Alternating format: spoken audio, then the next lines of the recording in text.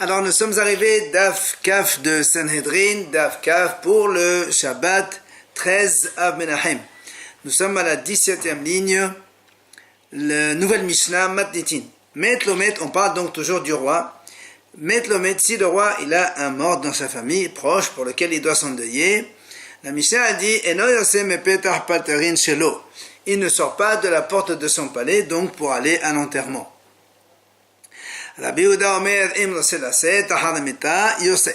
Rabbi Yehuda dit maintenant s'il veut vraiment sortir, il a le droit de sortir. Pourquoi? Rabbi Yehuda tire la preuve chez Ken Matzenu be David. Il prend la preuve donc du roi David que chez Ken Yatsa Ahad Metato Shel Avner. On a vu que lors de l'enterrement donc de Avner, le général en chef du roi Shaoul, David il est sorti donc à l'enterrement aussi. Comme chez Nehemar, comme le passage qui lui dit là-bas que le roi David il allait derrière le cercueil. Donc c'est pour ça que Rabbi Yehuda a dit si le roi il veut, il peut. Amrolo, les Chachamim ils ont dit non, ça c'est pas une preuve. Lo haya hadabar ella lefaye setam. Ça c'était pourquoi David il a fait ça. En général le roi il n'a pas le droit de sortir derrière un cercueil. Mais pourquoi il a fait pour Avner? Parce que comme on le soupçonnait qu'il était dans le coup, comme Avner il a été tué par Yoav, donc le général en chef du roi David, les gens soupçonnaient le roi David qui était dans le coup avec Yoav pour tuer Avner. Et comme donc le roi David n'était pas pour de bon, réellement il n'était pas du tout, alors il voulait montrer aux gens que sincèrement il n'a pas du tout été donc l'instigateur de ce meurtre-là, et c'est pour ça qu'il a été derrière le cercueil. Et quand maintenant on va lui donner le premier repas après l'enterrement, comme on appelle Saudat Havra'a, tous les gens qui viennent donc s'asseoir, donc manger avec lui, ils s'assoient par terre, mais le roi lui, il s'assoit pas par terre pour son kavod. Donc on le fait asseoir sur un dargash. On va voir dans la Gemara que signifie ce mot-là. La Gemara dit Tano Rabbanan Chachamim enseigne Makom shenaharu nashim laset achad hamita yotzot lefnei hamita yotzot. Chachamim disent comme ça, si on est dans un endroit où les femmes marchent derrière le cercueil, alors elles font comme ça. Si maintenant les femmes elles sont devant le cercueil, alors elles font comme ça. Rabbi Yehuda Omer le'olam nashim lefnei hamita yotzot. Rabbi Yehuda lui dit non.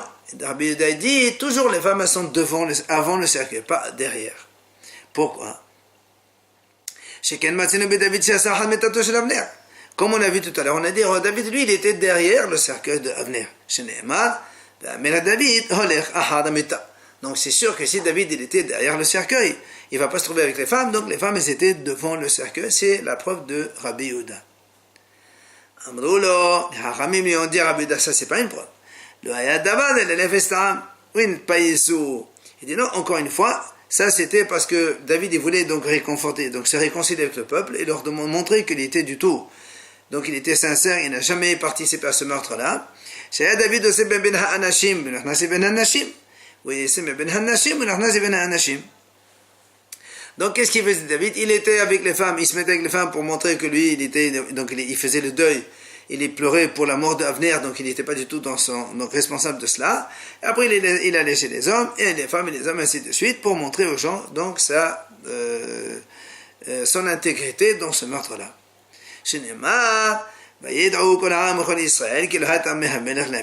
Donc finalement, tout le monde était d'accord.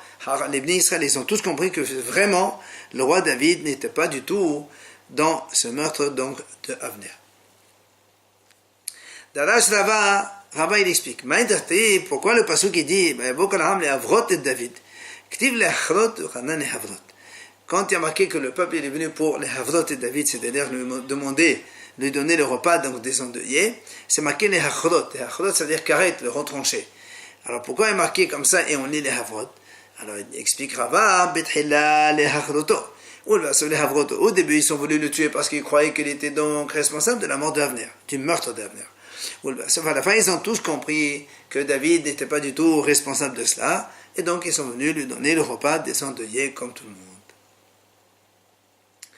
Amar David Amara, vivien de Rabbi dit, mais Avner. Pourquoi finalement Avner il a été tué de cette façon?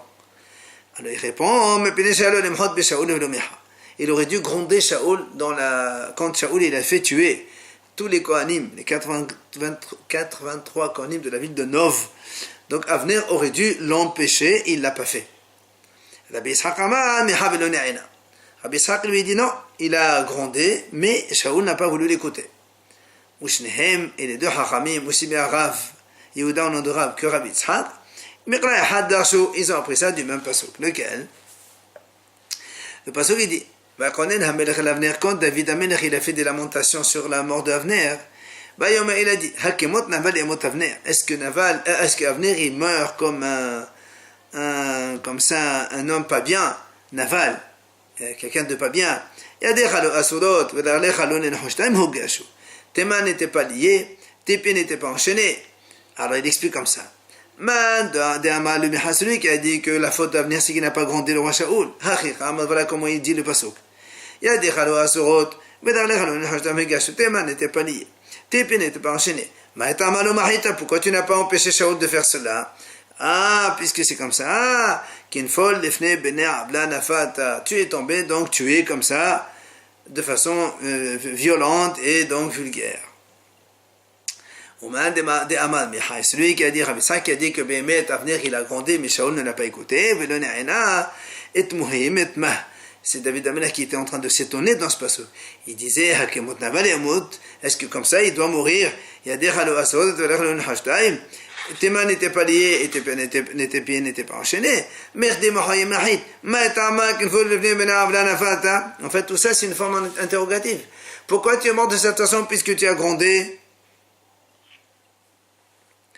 Alors, finalement, effectivement, les mains d'Amal Mihamet, finalement, puisque selon ce Hacham, il a grondé le roi Shaoul, mais il n'a pas été écouté. Alors pourquoi il a été tué comme ça, de façon violente et vulgaire? Amad Nachman ben Abi Ishaq, Sheshaham Malchut ben David Shete Shanim ou Mehsa.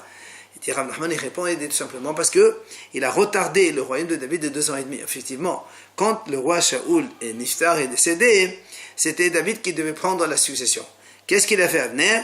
Il a été prendre le fils de Shaoul qui s'appelait Ishbosheth et il l'a nommé roi en succession de son père.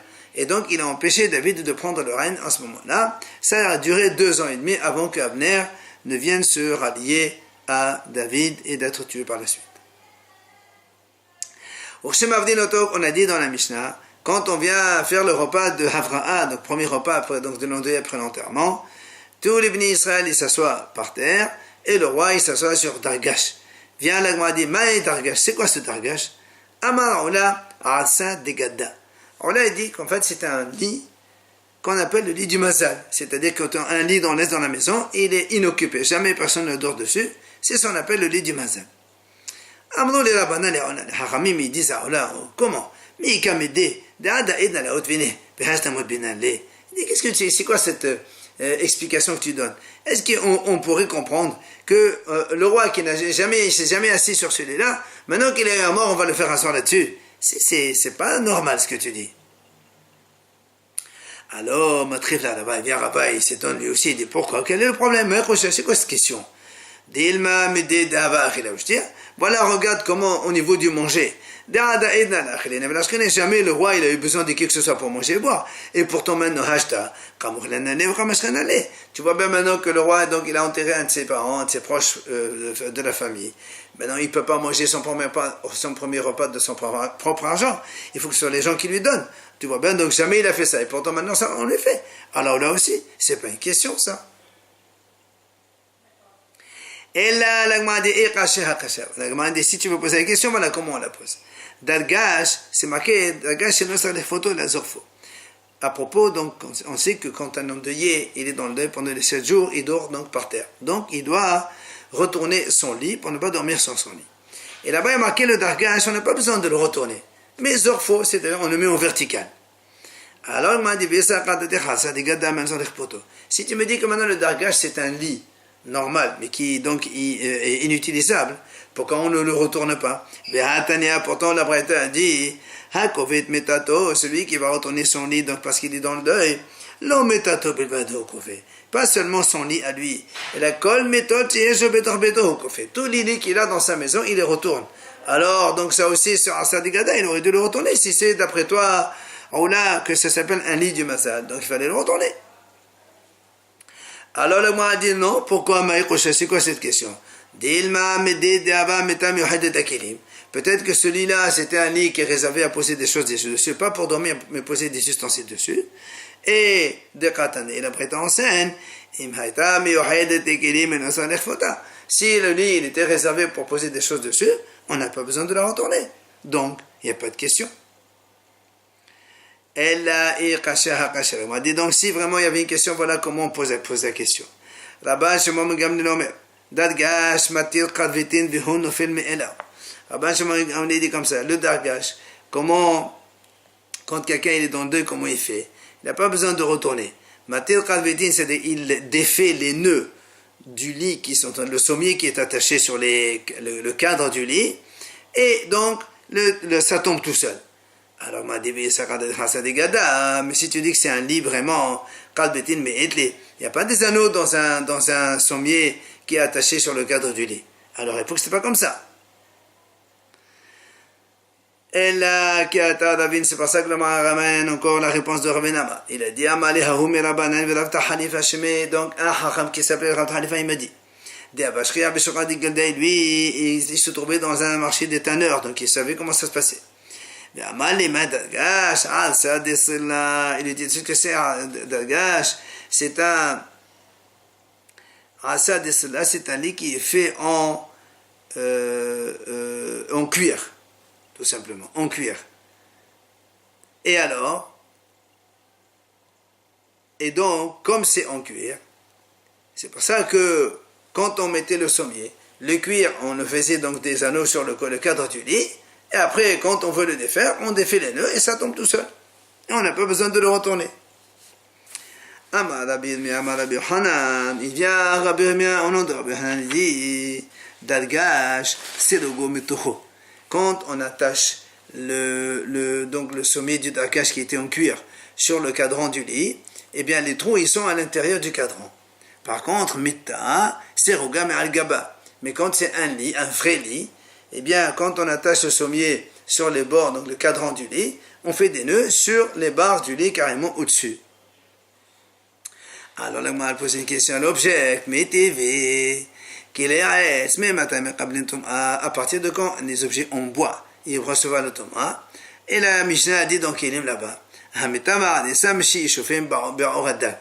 quand on fait les montants du lit ou les cadrans, ainsi que le berceau du bébé, dès qu'il est lisse avec la peau du poisson. Dès qu'elle devient lisse, elle devient ustensile, elle prend l'impureté.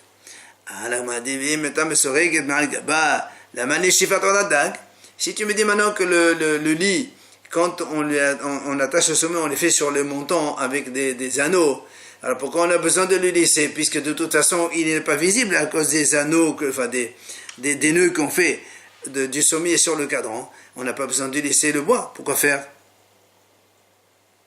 C'est pour ça que l'Agman répond en vérité, non. Tous les deux, aussi bien Dargash que Mita que le lit, ils ont les trous à l'intérieur du montant, et donc on faisait les trous à l'intérieur. Maintenant, Mita a olé pour visionner, Dargash a olé pour avarta. Il dit le lit, la différence entre le lit et la Dargash, c'est quoi? C'est que le lit, on fait rentrer dans les trous du cadran et on les fait sortir et on fait des nœuds comme ça. Mais dans le dargash, les cordes, donc les morceaux de cuir qui sortent, on les attache de cuir qu'on fait, on les fait entrer dans un anneau qui sont attachés avec le cadran du lit. C'est toute la différence qu'il y a entre les deux.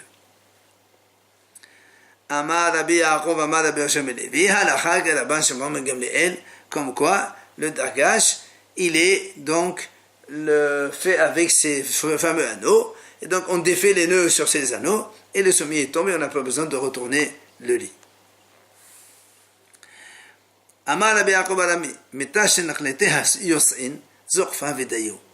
dit Rabbi Yaakov, maintenant quelqu'un qui a mita avec naqlitin. Naqlitin, donc c'est un cadre de lit avec deux montants, un de chaque côté, donc du côté tête et pied, et on fait comme un dé dessus sur le lit. Alors évidemment, ce lit comme ça, tu ne peux pas le retourner puisqu'il a les deux montants en haut. Alors qu'est-ce qu'on fait? Il dit Zorfa Vedayor. On la met soit sur le côté montant long ou bien sur le côté montant court et ça suffit, on ne va pas pouvoir la retourner. Matiti la mise en scène. Le roi, quand il a besoin de faire une guerre donc facultative, il le fait avec l'autorisation du grand tribunal donc de 71 juges. Autre chose, la Mishnah a dit à propos du roi, si le roi doit donc aller dans une route, un chemin, il y a une barrière, il peut faire la brèche dans une barrière et faire sa route et personne ne peut dire quoi que ce soit.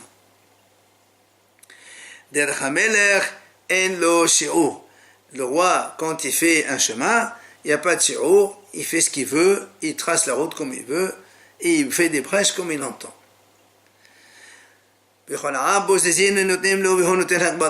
Et quand les soldats ils font la guerre, ils prennent après donc du butin, ils viennent, on les amène, c'est lui qui prend la part en premier, le roi donc, après les autres. Voilà, la Gemara dit, on a déjà dit dans la Mishnah, comme quoi on ne peut aller dans une guerre facultative qu'avec l'autorisation du grand tribunal de 71. Pourquoi la Mishnah nous le répète ici? On a déjà enseigné. Donc pourquoi tu répètes ici? Alors on répond,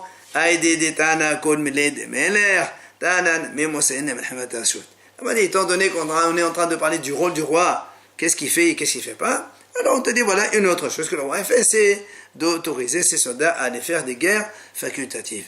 Et là, ça se fera uniquement avec l'autorisation du grand tribunal rabbinique. Amad Rabbi Yehuda Amad Shmuel. Il a dit Rabbi Yehuda au nom de Shmuel. Kol ha'amud b'farashat melech, melech mutarbo. Tout ce qui est dit à propos de la paracha du roi. Quand les Bnei Israël, à l'époque de Shmuel la Navi, ils lui ont dit on veut un roi comme tout le monde, etc. Alors Shmuel les a prévenus, il va prendre vos enfants, vos filles, ils vont le servir, il va prendre de l'argent, etc., etc. Donc Shmuel dit tout ce qui a été décrit par le prophète Shmuel là-bas à propos du roi, mais le mutarbo, le roi, il peut même disposer de tout ce qui est marqué là-bas, donc sans problème. Rav dit non. Shmuel, pourquoi il leur a dit tout ça? C'est juste pour les menacer. Vous voulez un roi, vous allez voir ce qui va vous arriver. Mais ça ne veut pas dire que le roi il peut faire tout ça. Comme le passage dit dans la Torah, donc tu mettras sur un roi, et Hachamim ont expliqué que la crainte du roi elle soit sur toi. Donc Mahloket, Rav et Shmuel. Et la Gemara dit que Tanaï. Cette même Mahloket on la voit entre des Tanaïm. Rabbi Yossi Omer Kol Hamud Fashad Melech Melech Mutarbo comme Shmuel. Rabbi Yossi dit tout ce qu'il a dit à propos du roi, donc le roi il peut le faire, c'est pas un problème. Rabbi Yehuda Omer non. לא נאמרה הפרשה זו אלא כדי לאיים עליהם, שנאמר שום תשים עליך מלך שתהמתו עליך. Là aussi il dit Rabbi Yehuda, comme il a dit Rav, cette paracha n'était que pour juste mettre un petit peu les Bnei Israël dans la crainte, qu'ils doivent faire attention et qu'ils ne croient pas un roi c'est pour rien, c'est donc y ait la crainte du roi sur eux. וכן היה רבי יהודה אומר, et ainsi Rabbi Yehuda disait, שלוש מצוות נסתוו בישראל בכניסתן לארץ. Les Bnei Israël, Hachem leur a ordonné 3 mitzvot quand ils allaient entrer en terre d'Israël. C'est quoi les 3? 1, les Hamid la Melech pour nommer un roi. 2, ou la Khlit Za'osh al-Amalek pour anéantir la descendance d'Amalek. 3, Velevnot Ahem Bet HaBechira et pour construire le Bet HaMikdash. Voilà donc les 3 mitzvot selon Rabbi Yehuda. Rabbi Nehorai Omer, Rabbi Nehorai il n'est pas d'accord. Il dit Lo Nimra Parasha Zul, Lekin Atan Ramta Shenemad Asemamata Asemanai Melech Veromer. On a dit non, pas du tout. Quand la Torah a dit il faut nommer un roi, c'est pas une mitzvah. C'est parce que le Bnei Israël il se lamentait. Il a dit voilà, vous voulez un roi? Si vous voulez, il n'y a pas de problème, vous pouvez prendre un roi. Mais il faut sachez ce qui va vous arriver. Et donc, ce n'est pas une mitzvah, comme il a dit Rabbi Yehuda, Shalosh mitzvot, une des mitzvot, c'est de nommer un roi. Tanya, Rabbi Elazar Omer. Rabbi Elazar, il vient, il nous enseigne, il dit Zekenim Shebado Kehoran Sha'alu. Les Zkenim qui étaient à cette époque-là, ou à l'époque de Shmuel HaNavi pour demander un roi, ils ont réclamé un roi de façon convenable. Ils ont dit, donne-nous un roi qui nous juge. Donc on veut un roi qui mette son autorité sur nous, et donc ça c'est bien demandé. Par contre, mais les ignorants parmi donc les gens qui étaient sur place là-bas pour demander un roi, ceux-là, ils ont mal parlé. Pourquoi?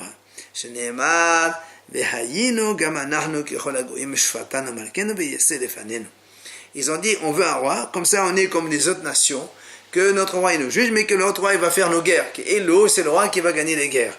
Et là, donc là, c'est mal parlé. Tania, Rabbi Yossi Omer.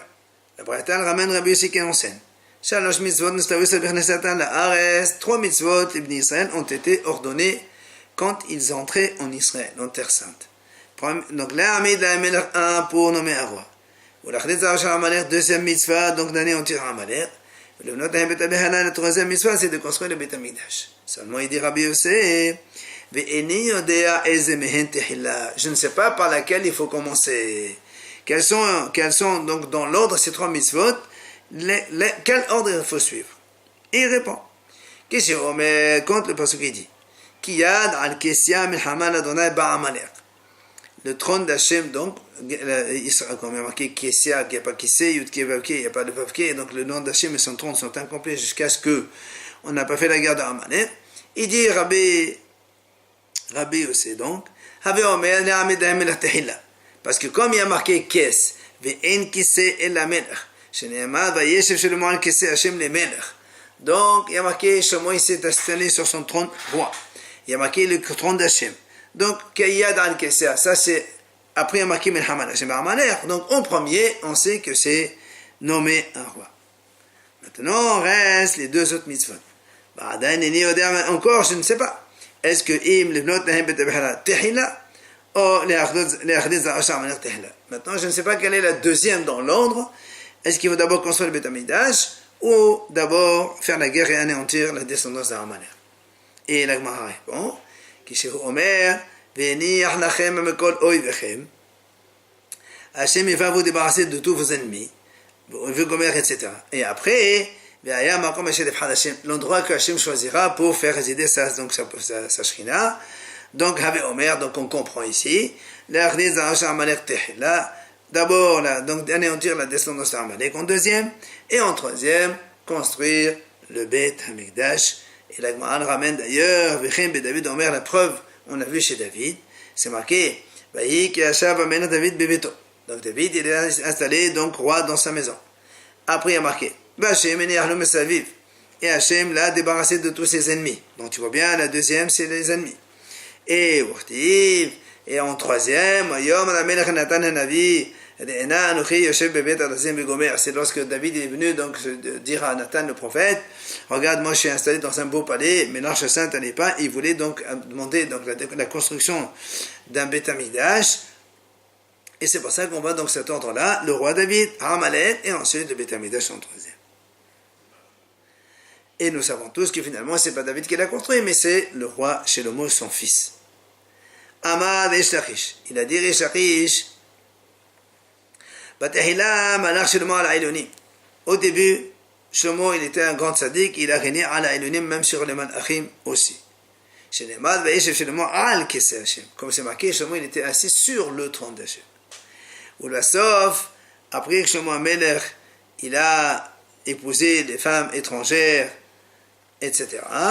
Malach ala tahdonim. Il était roi que sur ceux d'en bas, que Shlomo, donc, il dominait dans tout le travers du fleuve, depuis Tifsah jusqu'à Gaza. Et là, sur ce verset, il y a Rav Shmuel, il y a une mahlok dans Rav Shmuel. Hadama Tifsah besuf ha'olam et Gaza besuf ha'olam. Un, il dit Tifsah, donc une extrémité de l'univers, l'autre, dans l'autre extrémité, il a dominé partout. Hadama Tifsah ve'Gaza b'hadadeh havoyadvu. Il y a un autre hacham qui a dit, non, Tifsah et Gaza, elles étaient 2 villes voisines. Et pourquoi on dit ça alors? C'est de la même façon qu'il a donc régné sur les 2 villes voisines de façon aussi facile, il a de même façon, il a régné sur tout l'univers de façon facile aussi. À la fin, Shlomo Amelech le Malach al Israël. À la fin, Shlomo Amelech n'était roi que sur le Bnei Israël seulement. Comme le pasuk dit, Ani Kohelet Hayete Melech al Israël. Donc j'étais roi sur Israël. Ulbasof, encore une dégradation, l'homme à la Yerushalem. Shlomo Amelech n'était roi que sur la ville de Yerushalem seulement. Divrei Kohelet ben David Melech Birushalayim. Là aussi, on se réduisant. Roi de Yerushalem. À la fin, Shlomo il n'a rien que sur son lit. C'est-à-dire, comme le passage dit, le lit de Shlomo, les hommes forts autour de dans ce lit. À la fin, il n'a rien que sur son bâton seulement. Comme le passage dit, voilà ce qui me reste de toute ma peine. Rav Shmuel Hadamal Maklo, Hadamal Gundo. Un il dit Maklo son bâton, l'autre dit Gundo, c'est son talit, c'est donc son habit. Maintenant, la Gemara s'interroge, Hadar ou la Hadar. Est-ce que Shlomo HaMelech il a récupéré son poste ou non? Puisqu'on sait que Shlomo HaMelech il a été renvoyé par le Hashmida, le roi des démons, il a complètement renvoyé de son trône. Maintenant on dit est-ce qu'il est revenu ou pas? Rav Shmuel, encore une fois, Rav Shmuel, Had Amar Hada, Had Amar Lo Hada. Un il a dit il est revenu chez moi à son niveau donc d'avant, et l'autre il dit non, il n'est pas revenu. Celui qui a dit qu'il n'est pas revenu, donc il pense que lui, Shlomo HaMelech était Melech, après il est devenu Hédiot, un homme simple. Et celui qui a dit que Shlomo HaMelech il est retourné, Melech Hédiot ou Melech. D'abord il était roi, ensuite il est devenu un homme simple quand il était renvoyé par le roi Shmedai, et ensuite il est redevenu roi. Après, on a dit dans la Mishnah, Podes, la Asot, l'Oderech. On a dit que le roi, il peut se frayer un chemin là où il veut, il peut casser des barrières. Et après, on a dit que quand ils font des guerres et que les soldats, ils amènent du pillage, le roi, il prend la moitié, il prend le premier, la part là-dessus. Tano Rabbanan, Hachamim Osen. Osot Melachim, la Melach. Quand on fait, donc, ils vont conquérir une ville, et donc, ils amènent du butin, tout ce qui est les trésors du roi que l'on a vaincu, eh bien, ils vont au roi, donc de Shlomo, ou d'un autre roi. Maintenant, le reste du pillage, eh bien, à moitié pour le roi, et moitié pour le peuple. Amale Abaï le Rabdimi. Abaï le dit Rabdimi, certains disent qu'Abaï le dit Rabha. Que tu me dises que les trésors du roi, c'est le roi qui les prend, c'est normal. Mais elle, pourquoi tu dis que le reste du pillage, moitié c'est pour le roi et moitié pour tout le reste? D'où tu apprends ça? Il dit, le passouk il dit, les bénis Israël quand ils ont ou un chaumon en tant que roi, il y a marqué, ils ont donc Narid c'est un roi, ou le Sadok, les Kohen, et Sadok il est devenu Kohen Gadol. Alors on m'a dit, donc on compare le roi avec le Sadok le Kohen Gadol. Ma Sadok, de la même façon que Sadok qui est Kohen Gadol, quand il va partager le Lehm Panim, lui il a le droit de prendre la moitié, et la moitié pour les autres Kohanim. On sait que le Lehm Panim c'est le pain qu'on laisse, donc on le fait vendredi, on le laisse Shabbat, il reste toute une semaine dans le Shulchan, là-bas, donc de Beth Amikdash, et le Shabbat d'après, on se partage moitié pour le groupe qui entre, et moitié pour le groupe qui sort. Si le Kohen Gadol vient, il prend la moitié de tout ça, donc 6 pains, et les autres, donc 6 pains, on les partage entre le groupe sortant et entrant. Comme donc pour le Kohen Gadol, on voit moitié pour lui, moitié pour les autres, alors le roi aussi, on fait la même chose, moitié pour lui, moitié pour les autres. Ah, l'Agma dit, mais Sadok Goufé Menalan. D'où tu as vu que Sadok, le Kohen Gadol, il doit faire moitié lui et moitié les autres Kohanim. Détania, l'Agma ramène ici la brata qui dit, Rabbi Omer, Rabbi dit comme ça, c'est marqué dans la Torah, et ce sera pour Aaron et ses enfants. Alors pourquoi on dit Aaron et ses enfants? Justement, apportant de l'Echapanim, Aaron et ses enfants, ça veut dire moitié pour Aaron et moitié pour ses enfants. Comme Aaron c'était le Kohen Gadol, donc on apprend le Kohen Gadol, il prend la moitié, et les autres la moitié. Et là on compare avec le Melech, lui aussi, le Melech la moitié, et le reste de la population, ils prennent la moitié.